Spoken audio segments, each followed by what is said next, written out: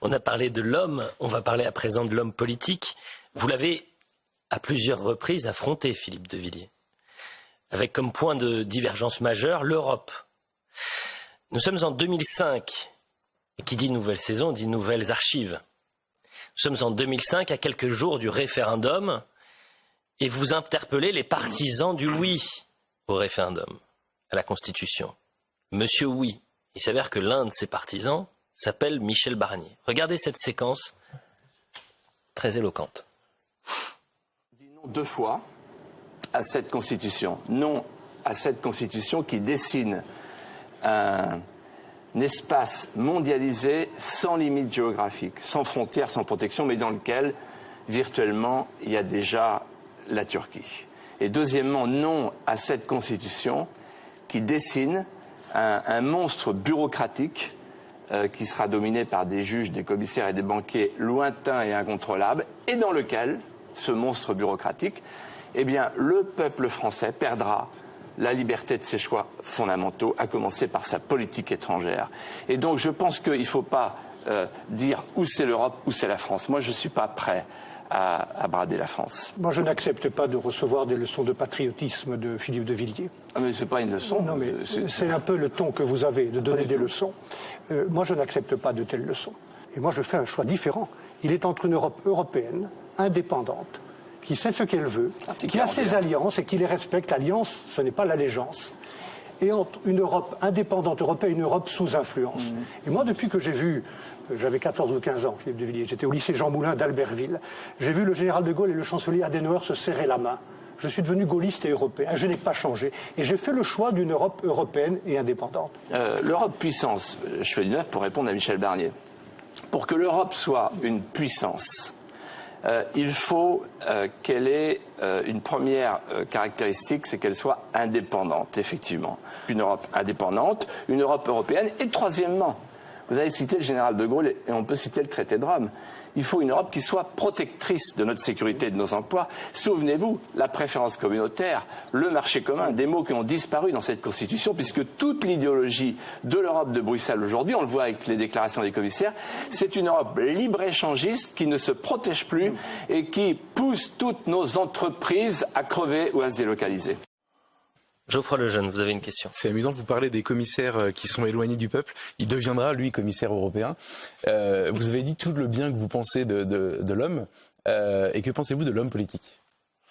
Alors, vous vous souveniez de ce Non, débat ? pas du tout. Non. Mais en revanche, c'est d'une actualité brûlante. Ouais. Alors, il faut bien situer ce débat. C'est quelques jours avant le 29 mai 2005. Je me souviens de cette date du 29 mai parce que c'est la prise de Constantinople. Donc Chirac avait eu la bonne idée, étant inculte historiquement, de mettre le référendum le jour de la prise de Constantinople. C'est tout un symbole au moment où il voulait faire entrer la Turquie dans l'Europe. Et donc là, on s'est affrontés. Il y avait le oui, avec Michel Barnier, Daniel Cohn-Bendit, François Bayrou, là, qui boit un coup. Et en face, il y avait moi et quelques autres, oui. Dont Laurent Fabius, d'ailleurs. Il était pour le oui. Voilà. Alors, en fait, l'homme politique, Michel Barnier, il me fait penser à une médaille romaine du 1er siècle, où il y avait un Janus bifront. C'est un Janus à 2 têtes.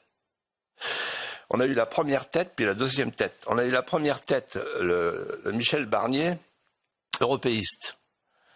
Alors, à l'époque, il était migrationniste, il défavorisait des entreprises françaises, c'est eux qui me l'ont raconté, qui réclamaient la préférence européenne, en disant c'est du old wording. Oui, vieux jeu. Bon. Faut que je traduise, non ? Oui, de préférence. Oui. La front renversé, là. C'est ça. Bon. Et ce que vous ne savez pas, ce que je vais vous apprendre, c'est que c'est le rédacteur, l'un des principaux rédacteurs du traité de Lisbonne. Et le traité de Lisbonne est construit sur une idée simple, la supériorité juridique des décisions européennes, quelles qu'elles soient, sur toutes les décisions nationales. Donc c'est le grand basculement. Ça, c'est le premier Michel Barnier de la médaille romaine du Janus Bifron. Mais il y a une deuxième tête, un deuxième Michel Barnier, qui a fait éruption en 2021.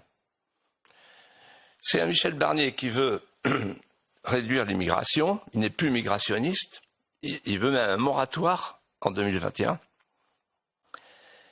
Et il réclame un bouclier constitutionnel, c'est-à-dire il réclame qu'on mette avec un référendum dans la Constitution l'idée que le droit français, le droit national sera supérieur au droit européen. Ça s'appelle faire demi-tour. Voilà. Donc en fait, le deuxième Michel Barnier est le plus récent. Et quand quelqu'un change d'avis, il vaut mieux prendre la position la plus récente, mais c'est pas garanti. Et vous savez, il y a un homme politique que moi j'ai connu, qui nous donne des leçons tous les jours de durée de vie. C'est Edgar Faure. Et il disait, on me reproche d'être une girouette. Je ne suis pas une girouette. Moi, il a dit devant moi un jour, devant Alain Trampolieri, on était ensemble en Savoie, justement.